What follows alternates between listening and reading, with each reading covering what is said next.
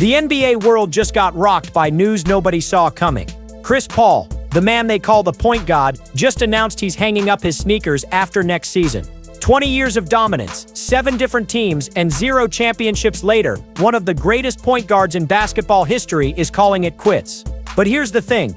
The real story behind Paul's retirement decision is way more complex than anyone realizes. At 40 years old, Paul just finished what many considered an impossible season. While other players his age are sitting on beaches counting their millions, Paul played all 82 games for the San Antonio Spurs. Every single game. He started them all too, averaging 8.8 points and 7.4 assists while shooting nearly 38% from three-point range. The man was defying father time until reality finally caught up with him. During a recent interview at the American Black Film Festival in Miami, Paul sat down with Jemele Hill and dropped the retirement bomb that sent shockwaves through the basketball world. When asked about his timeline, Paul didn't hesitate. At the most a year, he said with that signature slight chuckle. But it wasn't the announcement itself that hit hard. It was the reasoning behind it that revealed the true cost of greatness. Paul opened up about the sacrifices that finally became too much to bear. "I've been in the NBA for more than half of my life," he explained. "But these years you do not get back with your kids, with your family." The emotion in his voice was unmistakable as he talked about his grandmother, who watches every single game, about the uncles and aunts he rarely gets to see. 20 years of chasing perfection had cost him something money can't buy back. But Paul's career has been anything but ordinary. And the path to this moment is littered with controversy, feuds, and decisions that changed NBA history forever. What most fans don't realize is that Paul's journey has been cursed from the very beginning, marked by a series of events that would make anyone question whether the basketball gods had it out for him.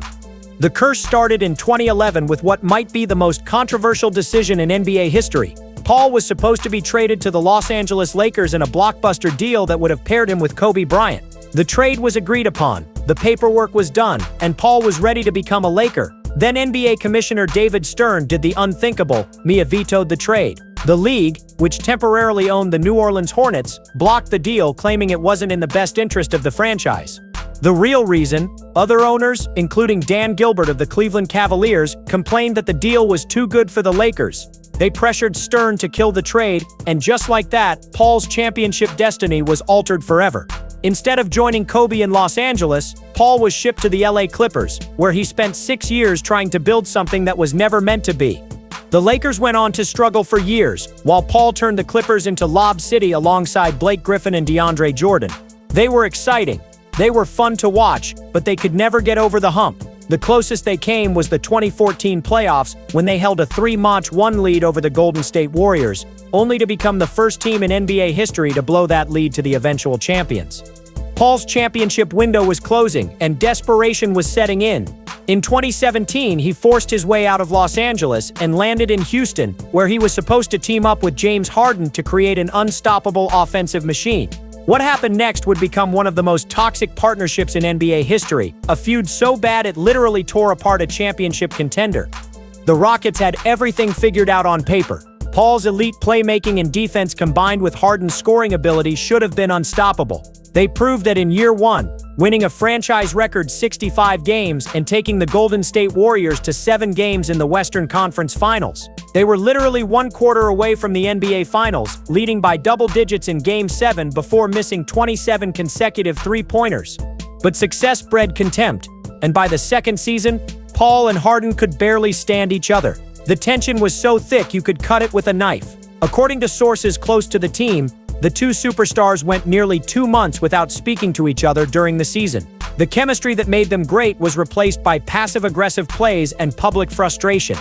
The breaking point came after their second-round playoff loss to the Golden State Warriors. Paul went to Rockets management and demanded a trade, while Harden issued what sources called a him or me ultimatum. The relationship was deemed unsalvageable, and just like that, another championship window slammed shut. Paul was traded to the Oklahoma City Thunder, where he was supposed to mentor young players on a rebuilding team. The Oklahoma City stint was supposed to be a farewell tour, a chance for Paul to play out his final years while developing the next generation. Instead, he turned the Thunder into a playoff team, dragging them to the postseason through sheer force of will. But even that success couldn't mask the reality. Paul was becoming a journeyman, bouncing from team to team as front offices calculated whether his talent was worth the baggage. Phoenix seemed like his last real shot at glory. The Suns were young, hungry, and had the pieces to make a championship run. Paul immediately transformed them from lottery team to title contenders, leading them to the NBA Finals in 2021. For a moment, it looked like the basketball gods were finally ready to reward his persistence. The championship that had eluded him for 2 decades was just 4 wins away. But the curse struck again. The Suns lost to the Milwaukee Bucks in 6 games, and Paul watched another championship slip through his fingers. The following season saw the team implode spectacularly, with Paul being traded again after personality conflicts and roster decisions went wrong. The pattern was becoming impossible to ignore. Even everywhere Paul went, initial success was followed by dramatic collapse. The Golden State Warriors represented what many thought would be his final chance. A 1-year rental with an established championship team, Paul was supposed to be the missing piece that pushed the Warriors over the edge. Instead, he averaged a career-low 8.8 points per game and watched from the sidelines as the team failed to make the playoffs. The point guard had become a role player, and the transformation was painful to watch. San Antonio was supposed to be different. Playing under the legendary Greg Popovich alongside generational talent Victor Wembanyama, Paul had one more chance to chase glory. But the basketball gods weren't finished with their cruel jokes. Just 9 days into the season, Popovich suffered a mild stroke, robbing Paul of the chance to play for one of the greatest coaches in NBA history. Then Wembanyama was diagnosed with a blood clot in his shoulder, ending his season prematurely. The Spurs finished 34-48, missing the playoffs entirely. Paul's final season was supposed to be a redemption story, but instead it became another chapter in a career defined by what-ifs and almosts. Even surrounded by young talent and championship-level coaching, the curse found a way to strike again.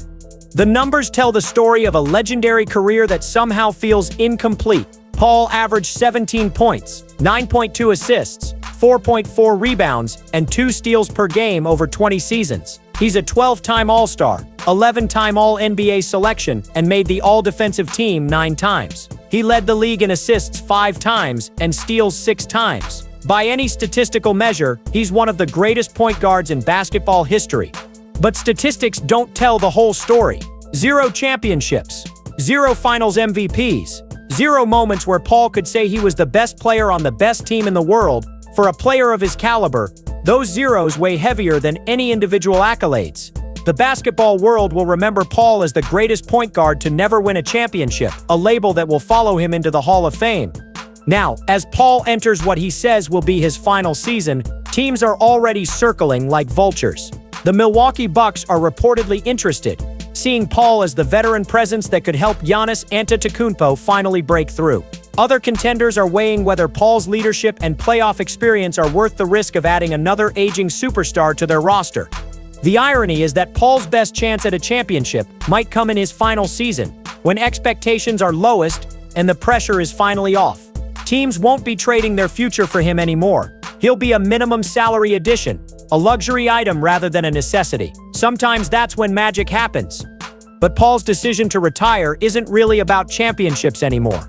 It's about the grandmother who watches every game, the family gatherings he's missed, the birthdays and holidays sacrificed for the pursuit of perfection. At 40 years old, Paul has finally realized that some things matter more than rings. The announcement feels like the end of an era, not just for Paul but for the entire NBA. He's the last connection to a different time in basketball, when point guards were floor generals who controlled every possession. The modern NBA has moved toward positionless basketball and pace and space offense, making traditional point guards like Paul feel like relics from another era. Paul's retirement also represents the end of one of the most fascinating careers in sports history. A player good enough to be mentioned with Magic Johnson and John Stockton, but cursed enough to never achieve their ultimate success. His story is a reminder that individual greatness doesn't always translate to team success, and that sometimes the basketball gods have other plans. The next 12 months will be Paul's victory lap, his final chance to add the one accomplishment that's eluded him. Every game will be treated like a farewell tour. Every arena will give him standing ovations, and every young player will want to learn from the point guard one last time. The pressure is off, the expectations are managed, and for the first time in years, Paul can just play basketball.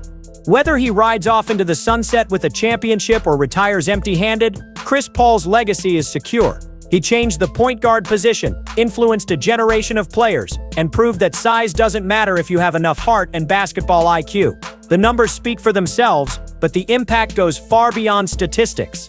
The point guard's final stand begins now. One more season, one more chance, one more opportunity to rewrite the ending of one of basketball's most compelling stories. After 20 years of almost and what-ifs, Chris Paul deserves to go out on his own terms. The question isn't whether he'll be remembered as one of the greatest point guards ever. That's already settled. The question is whether he'll finally get the storybook ending that's been 20 years in the making. The countdown to the end of an era has officially begun. Chris Paul's retirement announcement isn't just the end of a career, it's the closing of a chapter in NBA history that we'll never see again. The point guard is ready to pass the torch, but first he's got one more season to remind the world why they called him the point guard in the first place.